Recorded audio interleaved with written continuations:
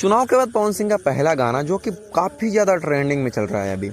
और दोस्त, भोजपुरी इंडस्ट्री में मतलब काफ़ी सारे यूट्यूबर हैं जो वीडियोस बनाते हैं, लेकिन आप सभी को पता होगा कि यूट्यूब में मेरा कंटेंट कुछ हटके होता है, क्योंकि मैं ये बताने नहीं आता हूँ कि पवन सिंह के गाने ने कितना व्यूज़ गेन किया, खेसारी लाल यादव के गाने ने कितना व्यूज़ गेन किया, बल्कि कुछ लॉजिक और कुछ टॉपिक के साथ ही वीडियो बनाना आता हूँ।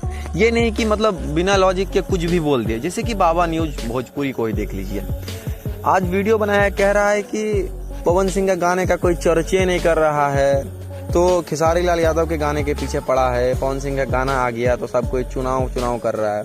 अरे भोजपुरी बाबा, तनिक आँखियाँ खोल के देखिए ना। राजन सिंह मुकुट 2 दिन पहले वीडियो बनाए थे पवन सिंह का, जो पोस्टर जब रिलीज हुआ था। मतलब खुद का आंख में ये लोग डाल देगा पर्दा, बाद में बोलेगा अरे यूट्यूब में जितना भी यूट्यूबर है सब लपड़ झंडू है। भोसड़ी दोस्त, आपने पवन सिंह और खेसारी लाल यादव दोनों का गाना तो सुना ही होगा और पक्का सुना होगा, इसीलिए आप इस वीडियो पे आए हो।